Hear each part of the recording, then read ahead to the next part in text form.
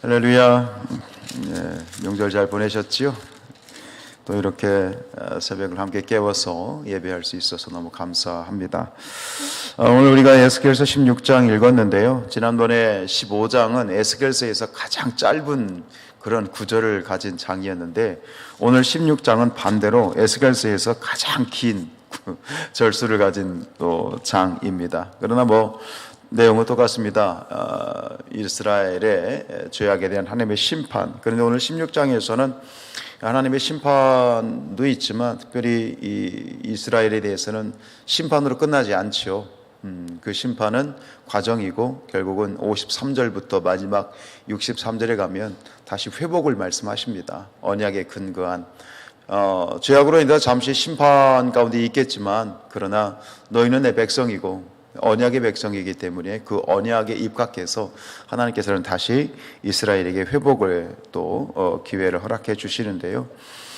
오늘 이 16장에서는 특별히 이 이스라엘의 이러한 어떤 죄에 대해서 그 하나의 비유를 해 주시는데, 그게 뭐냐면 음녀의 비유입니다.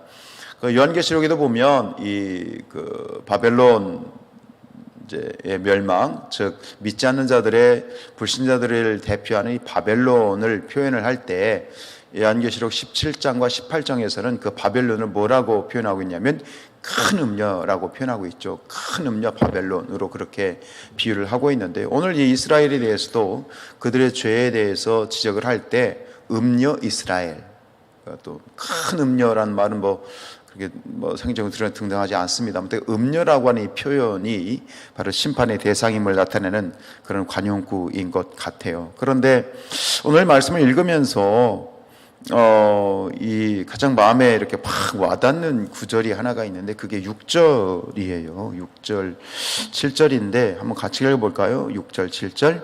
내가 내 곁으로 지나갈 때에 내가 피투성이가 되어 발짓하는 것을 보고 내게 이르기를 너는 피투성이라도 살아있으라. 다시 이르기를 너는 피투성이라도 살아있으라 하고, 내가 너를 들의 풀같이 많게 하였더니 내가 크게 자라고 심히 아름다우며 유방이 뚜렷하고 내 머리털이 자랐으나 내가 여전히 벌거벗은 알몸이라. 너는 피투성이라도 살아있으라. 여기서 이제 이 이스라엘이 받은 은혜를 표현하고 있는 하나의 비유인데, 피투성이 같은 아이, 피투성이는 뭐냐면 핏덩이라는 말입니다. 핏덩이. 앞에서 이제 4절에서 보면 이제 들판에서 이 이스라엘 백성들이 받은 은혜가 어떤 은혜인지를 이제 비유하는데, 원래 이스라엘은 들판에 버려진 피투성이죠. 핏덩이에요. 핏덩이로 버려졌다는 건 뭐예요? 지금 아이를 어떤 여인이 출산을 했는데 그 아이를 있잖아요. 아이가 출산하면 핏덩이잖아요. 그 핏덩이 채로 버려졌다는 얘기예요. 어떤 상태입니까? 그냥 시간이 지나면 죽을 수밖에 없는. 4절에 보면 뭐라고 되어 있냐면 배꼽줄을 자르지도 아니했대. 네가 태어날 때에 배꼽줄을 자르지도 아니하였고 너를 물로 씻어 정결하게도 아니하였다. 핏덩이라는 얘기예요. 피투성이. 갓 태어난 버려진 피투성이. 근데 그런 피투성이 같은 아이가 어떻게 됩니까? 6절에 보면 발짓하는 것을 내가 보았다. 발짓하는 건 뭐예요? 아이가 발짓해 살아있다는 거 아니에요. 이게 발짓은 뭐냐면 발버둥 치는 거예요. 살고 싶어서 발버둥 치는 핏덩이. 얼마나 비참합니까? 얼마나 비참합니까? 그런 어떤 피투성이를 하나님께서 보시고 그들을 거두어 주셨죠. 그러면서 하신 말씀이 핏덩이라도 살아만 있어라. 핏덩이라도 살아있어라.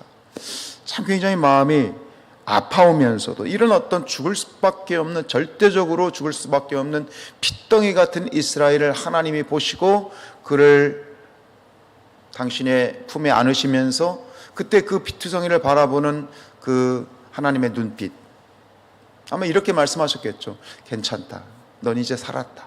난 네 아버지다.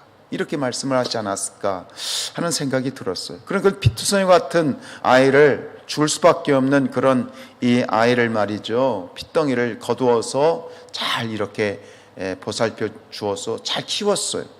7절에 보면 뭐예요? 내가 너를 들의 풀같이 많게 하였더니 네가 크고 자라고 심히 아름답게 키웠어요. 그래서 유방이 뚜렷했다는 것은 피투성이를 키워가지고 정말 아름다운 그러한 여인으로 그렇게 성장을 시켰다는 거예요. 네 머리털이 자랐고, 그런데 문제가 있죠. 내가 여전히 벌거벗은 알몸이라. 이렇게 귀하게 정말 금지옥엽 잘 키웠더니 한지는 뭐예요? 나가서 음행을 저질렀다는 거예요. 뭐 이런 어떤 이 모습들을 보면서 결국 이 모습이 결국 이스라엘의 죄악이고, 이 모습이 결국 우리의 죄악임을 오늘 에스겔은 우리에게 고발을 하고 있지요. 그러면서 오늘 이 말씀 속에서 우리가 기억해야 되는, 우리가 집중해야 되는 하나의 단어가 있어요. 그게 뭐냐면 기억하라는 표현이에요. 기억하라. 우리 22절 한번 말씀 볼까요? 22절. 내가 어렸을 때에 벌거벗은 몸이었으며 피투성이, 즉 핏덩이가 되어서 발집하는 것을 내가 뭐하지 않았다? 기억하지 않았다. 네가 어떤 존재였는지를 기억하지 못하는. 그게 호세아 선지자인가요? 하박국 선지에 보면은 너는 너의 창조주를 기억하라 그러고 있잖아요. 그러니까 은혜는 바위에 새겨야 되고 원수는 흐르는 물에 새겨야 되는데, 우리 인간이 연약함은 뭐냐면 은혜는 흐르는 물에 새기고 원수는 바위에 새기는 것이 우리 연약함이죠. 그러니까 이거를 네가 과거에 어떤 존재였는지를, 개구리가 올챙이 시절을 기억 못하는 것처럼 네가 어떤 은혜를 받았는지를 기억해야 된다는 거예요. 기억하지 못하면, 즉 망각하게 되면 어떻게 돼? 타락이 돼버리는 거잖아요. 지금 이스라엘 백성들이 심판을 받게 되는 이유가 뭐냐? 바로 이 기억에 있는 거예요. 너희가 피투성이 같고 핏덩어리 같은 너의 존재를 하나님이 어떻게 구원하셨는지를 기억하지 못하니까 이런 결과를 초래한다는 거죠. 네가 심판의 대상이 되었다는 거죠. 그러면서 하나님 말씀하시는 건 뭐냐면 기억해라. 다른 말하면 잊지 말아라, 이 말씀하는 거예요.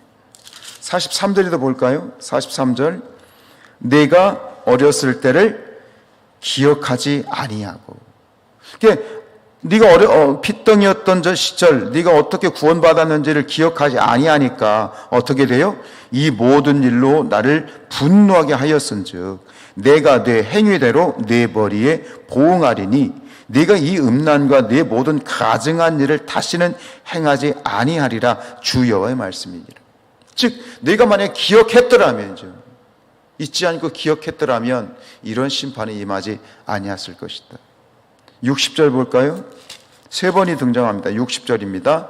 그러나 내가 너의 어렸을 때에 너와 세운 언약을 뭐했다? 기억했다. 여기서 기억하는 것은 주체는 누구시죠? 하나님이시죠. 그러니까 인간들은, 이스라엘 백성들이, 인간은 기억하지 못하고 있는 거예요. 그걸 망각하고 있다면 오히려 여기서 하나의 극명한 대조가 나오는데, 하나님은 뭐 하신다? 기억하신다는 거예요.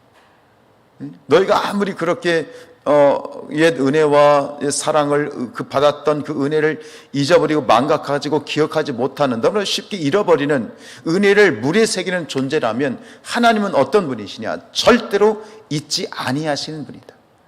하나님이 기억하시는 분이다. 언약을 기억하시고 약속을 기억하시고, 그러니까 죽을 수밖에 없는 너희 심판의 대상이었지만 다시 너희가 구원받을 수 있고 너희가 다시 살 수 있는 것은 하나님은 기억하시는 분이기 때문이다 라고 하는, 이 기억하다는 이 말이 히브리어로 자카르란 말인데요, 하나님의 기억하심이 있기 때문에 우리가 살아있는 것이라면, 우리의 죄는 뭐냐면 기억하지 아니하는 부분에 죄가 있는 거예요.